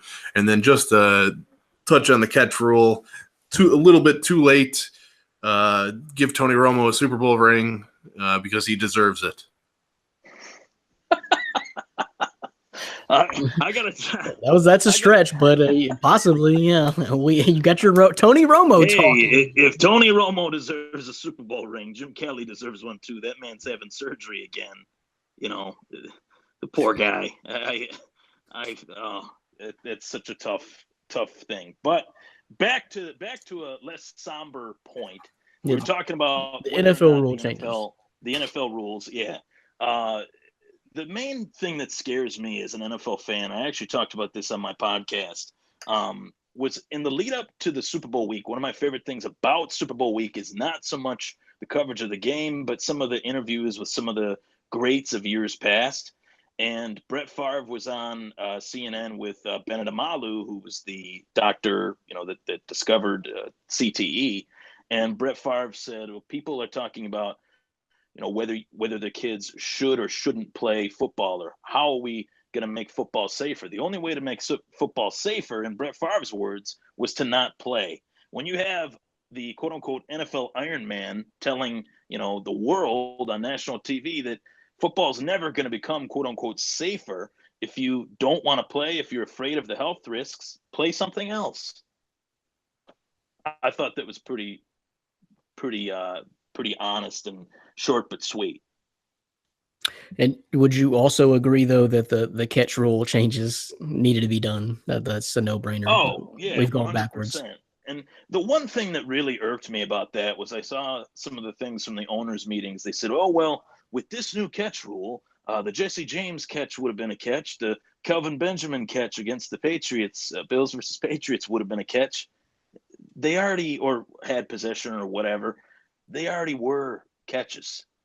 Please don't go back and say to the whole, NFL fans, of whatever team it affected. I mean, that Jesse James play affected the entire playoffs. The Steelers, had they won that game, I'm pretty sure, I could be wrong, there was another game maybe left to play, but the Steelers would have had home field advantage. They would have been the number one seed in the AFC had everything kind of fallen into place the way that it did after that. So I think it was week 15, but I don't remember how this. I think they would have. I don't know if they would have won. They would have won the head up tiebreaker, I guess, over New England. I don't remember what the record were, but I think that's what I read, something along those lines.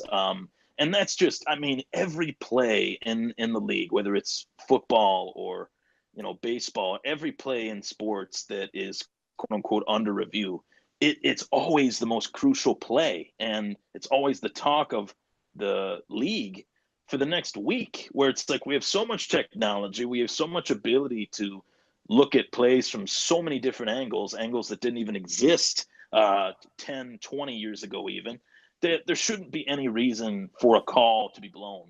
There just should be no reason for it. Unless you're just completely overanalyzing and saying, "Can you blow that up another 400%?"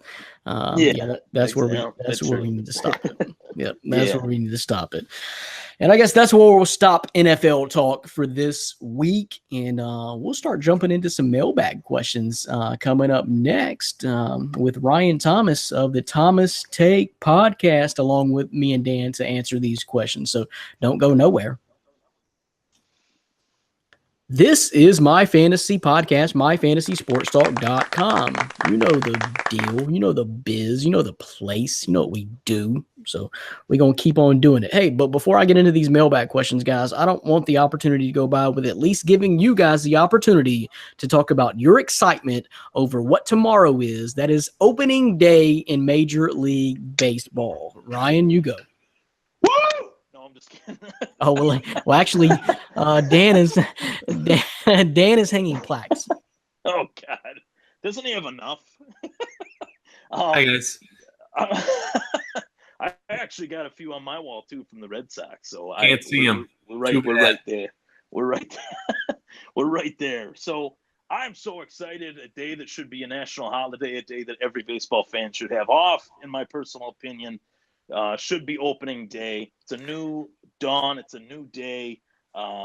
Me as a Red Sox fan, the Yankees-Red Sox rivalry is going to be pretty fun to watch. You got Dan's team, the Houston Astros, who I believe actually got better than what they were last year, which to say they've gotten better is pretty remarkable, given the season that they had last year and how talented they are. I thought getting Garrett Cole was a huge move for them. And baseball, we were talking about the NFL and changing rules and stuff like that. Baseball needs to slow their roll on that front, but maybe we'll get to that a little bit later. I don't know how I missed the scheduled ring ceremony for Dan on the podcast. I completely missed that. It was a little distracting, Dan. I got to admit. Well, that's what happens with baseball. So this is my Astros World Series champion plaque, and we're going for a two-peat. So I can't wait. I have off of work. I have a chilled 18-pack of Heineken in my fridge. I already wrote my article on the Astros. You can check it out on the site. And I'm looking forward to it. I can't wait. It's going to be a nice long season for you, Brandon, especially in fantasy, as you take another beating. But I'm looking forward to it. I can't wait. Probably won't sleep tonight. Much deserved. A great season for the Astros, and they got another chance again this year. But that raises another question for me. Hold up, I just realized, Ryan, you're not in our fantasy league again this year? I'm not. Yeah, I don't know why. I didn't get the memo. What's up with that? Man, that's tough. That is tough. Yeah, I didn't get the memo, but no, I have Dan's Dynasty League that I'm in, which isn't the MFST League, but I'm in the Dynasty League, and I'm in my own league too, which I've commissioned for probably about, I think this is the 10th season. So I'm very excited about that. It's a smaller league. It's 8 teams, but the rosters are much larger. So, in terms of the waiver pool and stuff like that, it's very slim. The way I have my league, but I have keepers year in and year out. And I was actually able to add, I got Dan's boy, Dallas Keuchel, back again, but I was actually able to add Chris Sale to that, which I was so happy to get Chris Sale, as long as he doesn't take any more line drives. Well, I'm excited for the season too, and just see where I can stack up against Dan. So I need one, but as far as the league and the competitiveness, you're going to miss out, Ryan, because we got a very competitive league this year, and should be fun because we got guys like Nick Pertins and Judy Pertins talking trash to us already. The season ain't started. Yeah, and offering trades and trying to bamboozle us and things like that. So it's going to be fun. So we're going to kick off the mailbag segment with a question from Nick Burton. So, yo, MFP, you guys ready to lose in the fantasy baseball league? We'll probably talk smack all season long. Well, no we've got that already. We've got that message. You don't need to duplicate it on the podcast. We got it. It's real. But yeah. Anyway, my real question is for Brandon. Penny Hardaway, Brando. Finally. Hate to see a great teacher like Tubby go out like that, but it needed to happen. And give me your thoughts on Penny landing his high school players. I would love to see James Wiseman in a Tiger uni. Nick Pertins. So, yeah, no doubt. I kind of agree with you. I'm in the minority around this area I hated the way that Tubby went because I know he didn't ingratiate. I've said this before on the podcast, said it many times, social media, whatever. I know that he didn't ingratiate himself in the community. I know there's probably things that you didn't like about Tubby Smith, where he's old school, stubborn, whatever. But the dude knew how to teach basketball. And I just wish that relationship could have worked out somehow with Penny and Tubby on the same staff, at least for a year or two, for the benefit of Penny, not for Tubby. So I just wish it could have worked out a little bit better that way, but it wasn't meant to be. Penny wasn't going to do it that way. Tubby wasn't going to do it that way. Whatever. But I couldn't be more happy that Penny Hardaway is now here because the program is just instantly flipped just like that. And speaking of flipping, he's already flipped Alex Lomax. He has the potential of flipping DJ Jeffries. And if you can imagine next year, 2019, getting just the guys from East, James Wiseman, as Nick mentioned, Malcolm Dandridge, Jonathan Lawson, or Chandler, whichever one is older, whichever one is graduating next year, but I think it's Chandler. Jonathan is the younger one, I believe. So the Lawsons, and also adding possibly Tyler Harris. The Memphis team is instantly better if we can land all those guys. You're talking about an instant tournament team, and I have full confidence in Penny Hardaway. And not even a question. So I'm pretty excited about that. And if you could just imagine, Nick, over the years, just the last few years, the guys that got out of Memphis, that if they would have stayed, I'm talking about starting with probably Skal Labissiere. I'm talking about Jalen Fisher out of Bolton. Talking about guys like Chris Chiozza, who went on to Florida. Jonathan Williams from Gonzaga. All those guys I just mentioned, Jalen Fisher at TCU, all those guys I just mentioned were in the NCAA tournament this year, except Skal Labissiere. He's in the NBA. Those are guys that came right out of Memphis's backyard. So if you could just imagine Memphis just keeping their homegrown talent, then yep, the sky is the limit. And I'm excited, Nick. I'm excited. It finally happened. It needed to happen. The circumstances are weird to me. Why didn't you just hire Penny Hardaway 2 years ago? Or at least bring him in a Tubby staff and work it out. But it's over. It's over and done now. Now all Penny has to do is just get these guys to come in, which he's having no problems with. He's hitting the recruiting trail. Penny is going to be a great marketer of the University of Memphis and the Memphis basketball program. And it's all smiles for me, man. But I kind of wish that it would have worked out a little bit different with Tubby. And if you haven't seen the Dan Dockich interview, Dan, I encourage you to look this up. Look up ESPN 92.9 ESPN out of Memphis and the radio interview that they did with Dan Dockich yesterday. It was complete insanity, and I've lost all respect for Dan Dockich. The way he came out against Memphis and talked about Memphis yesterday and showed his complete lack of basketball tradition and, to me, basketball knowledge when he's supposed to be a basketball expert. Look that up, Dan. But that was something else. But Penny Hardaway, 1 cent from here on out. Appreciate the question, Nick. Let's move on. Talk about that JPP trade. This comes from Ramon. I think Ramon was the pool guy in the Seinfeld episode. Yes, he was. I watched that last night. That was so funny you said that. Watch that episode. Hey, stay out of the deep end. What's in the deep end?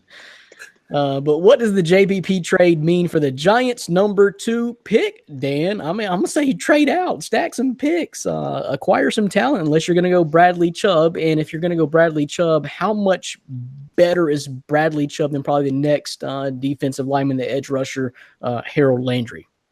Dan? He's a lot better. I don't even have Harold Landry as my number 2. So yeah, there's a substantial gap there. If I'm the Giants, I'm still trading out of that spot. But if you stay at 2, I'm not even taking Chubb. I'm taking Barkley. I just think if you put an actual running back in that offense, it's just a different. It's a different team. You actually give Eli a safety blanket where he doesn't have to go back there and get killed by the offensive line. How bad their offensive line is. It has improved in the offseason, and they're probably going to draft some guys to help with that as well. But I would still take Barkley.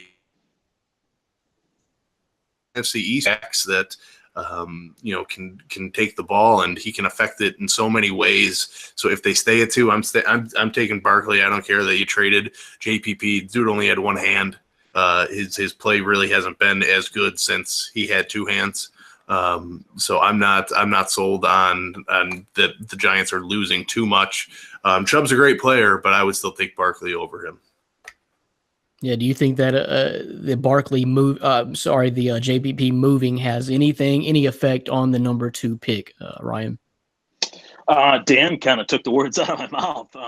I thought, originally I thought it could. I was like, oh, this is a little bit of a surprise.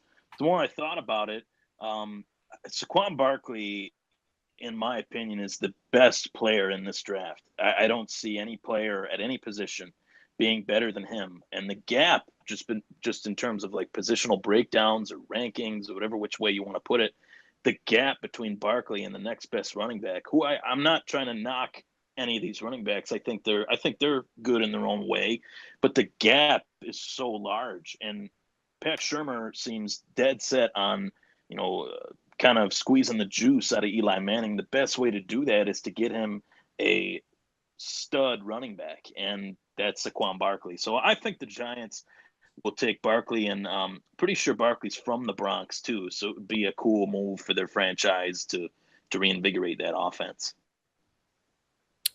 There you go, Ramon, the pool boy Ramon. Appreciate it. Let's skip ahead a little bit. I want to get your take real quick. This one's for you from Fly Boys and Fly for Dan Schalk. What are the Cowboys doing in life right now? They're doing a lot, actually, and they've been very active this past week, as I had alluded to, scooping up some backup offensive linemen, Cameron Fleming, Marcus Martin. Exactly. Marcus Martin. But here's the thing. The Cowboys are getting back to what they need to do. They signed Allen Hurns. They signed Deontay Thompson, another former Bill. Not very high on him, but he's a great 17th receiver. The Cowboys are getting back to having the best offensive line in the NFL. They didn't grab guys that are guaranteed starters, but when Tyron Smith goes down like he has the last few years, if Zach Martin gets hurt, you have guys that are capable to step in and play rather than throwing a Chaz Green out there who couldn't catch a jock strap rather than try and block a defensive lineman. Absolutely terrible. So is that an actual combine drill? Yeah, probably. I don't know. But anyways, they're shoring up the depth positions. But not only this taking care of that O-line depth, taking care of wide receiver allows them to focus specifically on the defense early in the draft. So, their first pick at 19 is going to be a defender now. Stop mocking a wide receiver to the Cowboys. After you just signed Hurns, they're not going to draft one, and they're going to restructure Des Bryant's contract. People saying either he's going to get cut. That's not going to happen. It's going to get restructured, and they're going to take a defender, whether it be defensive line or secondary, with their first pick. And probably their first few picks are going to be specifically on the defensive end now that they've been able to shore up a lot of their offensive holes, more depth signings than anything else. All right. So we'll leave that one right there. Mr. Fly Z-Boy Fly, or Fly Boys Fly. However it is. Well, good question. Let's move on. This is from my homeboy. It's from my brother from another mother, Christopher Allen Reed. I don't know if you know, Dan, but hey, guys, long time, no question. Question from my fake brother, Mr. Reed. Say the Grizzlies get a top 2 pick. You going Ayton, Bagley or that foreign guy who's supposed to be the best? So yeah, that foreign guy, Luka Doncic. Right now, I guess I want Bagley. I'm swinging towards Bagley if I had to pick right now. It also, I want to know what the plan is with Mark, though. That really has a lot to do with it. If you're going to keep Mark long term, then I say Bagley, because I think you can play him perfectly along with Marc Gasol. If you're going to move off Marc Gasol and try to get assets for him, then I'm probably going to go with Ayton, who's a true 7-1 center. So I don't know. I don't think you can go wrong with either of those guys. But Luka Doncic, I'm not quite sure about. I'm not sure about his athletic prowess. He's a great shooter, great ball distributor, great all-around European player. Take that for what it's worth. He's not quite a Dirk Nowitzki type. But I think he could be a really good player. A lot of mocks have him number one. So I don't know. As far as I'm breaking it down, I think DeAndre Ayton might be your Anthony Davis of the draft class, whereas Marvin Bagley may be your Karl Anthony Towns type of the draft class. But it's a tough call. Right now, I'm kind of swinging with Bagley. You have any opinion on that, Dan? Which way would you go? Say your Grizzlies, you have your pick of the litter. Outside of Trae Young, I don't want to hear that crap. But who are you going with? I had actually talked to you about this person yesterday. Do you remember who was mentioned? No? You don't remember?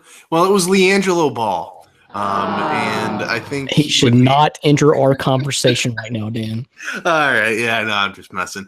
No, I would go Ayton. I've watched him through the Pac-12, and I mean, he can just dominate and take over an NBA game as a rookie. He's that powerful. Bagley is nice, but I just think Ayton is more powerful down low, can hang down low a little bit better. So, I don't think the Grizzlies have a chance to go wrong if they do get the number 2 pick, because this draft is pretty front loaded. There's 5 to 6 guys who are going to be able to make an impact right away. I would say. So the Grizzlies have a chance to add some supreme talent, something they really haven't been able to do through the draft in a while. And not correctly, anyway. All right, let's go to that last one, which we teased and promised. This is from Sidri Nevgoni. And I don't know, you take a stab at that name, Dan. I don't have it in front of me, so I'm not gonna. Okay. The question reads as this: Steph Curry is the most overrated, injury-prone player in the league. Debate me if you need, but it's true. Rockets are the favorite if Curry doesn't play in the playoffs. So go ahead, Dan. Yeah, I mean, this guy's dropping straight truth to us, so there's not really much more. I agree with everything he says. If Steph Curry doesn't play, I do think the Rockets are probably the favorites. They're just gelling on a whole different level. And even if Steph Curry does come back, all it takes is 1 or 2 steps to the left, to the right, straight, back, a little diagonal. And he's going to pop a groin. He's going to tear a hamstring. He's going to pop his ankle out of its socket. His MCL is going to go into his left knee and then disappear. It's just not good. I'll bet you Steph Curry plays in less than 150 games in his NBA career. Future games. He's not going to play in more than 150. Okay. That's less than 2 NBA seasons he's got left. Can I chime in on this one? Sure.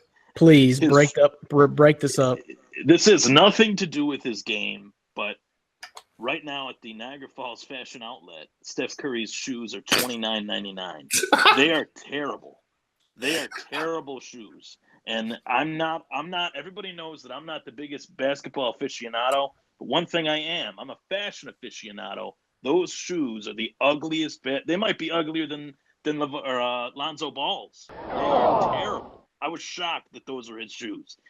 Zio too. Okay. Yeah, Niagara. I like that the Niagara Falls Fashion Outlet got dropped on the My Fantasy podcast. Brandon, if you ever come up to Buffalo, you'll have to check it out. It's Just awesome. Make sure you wear a bulletproof vest. You will get shot at. Or wear a shirt that has a Canadian flag on it. Yeah, Be that's well it. received there. That sounds like knockoff Steph Curry's to me. Then that's the bootleg No, they're Steph. not. They're not the knockoff. They're the legit. They're the shoes that he was wearing in the terrible Brita commercial.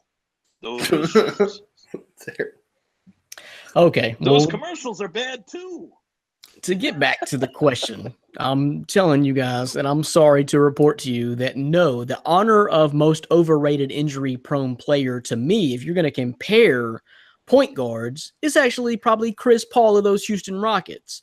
Since Steph Curry entered the league, Dan, 2009-2010, he's played in 625 regular season games.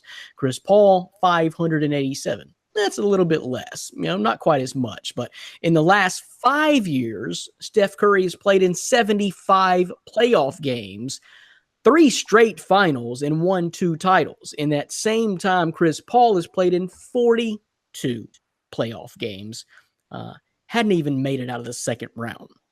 So you tell me who is the most overrated and injury-prone player. Let's just not act like Chris Paul's gets a clean bill of health here. He absolutely does not. And just doesn't show up clutch. So right now, we talked about the standings a little bit earlier. Houston Rockets are way up there. They've got pretty much the number 1 seed sewed up. But when it comes down to it, to me, the way I see this as the Golden State Warriors have 2 MVPs on their team and 4 All-Stars. The Houston Rockets have 0 MVPs on their team and 2 All-Stars. One future MVP. Possibly. That's who I picked this year. We'll see what happens. But still, they're twice as good to me. You give me Steph or Kevin Durant. If one of them has to sit out, that's fine. I still have them beating the Houston Rockets, who are looking really good right now. But Draymond Green, Klay Thompson, Kevin Durant, or Steph Curry. And if you happen to mix all 4 of them together, then no, Rockets have no chance. I don't care who's playing. No chance. And they already said that Steph Curry will not play in the first round. So they're going to save him. They'll get by their first round opponent, probably Minnesota. Or no, who's the second? It's not Minnesota. Minnesota's 8, but maybe Minnesota. We'll see. But no, I'm not buying that. So there's your answer, Sidri Nevgoni, if I pronounced that right. Sorry. But I got double teamed on that one, Ryan. But the answer, Chris Paul. Plus, he's the most whiniest little baby in the league. That's not true. Steph Curry's just no.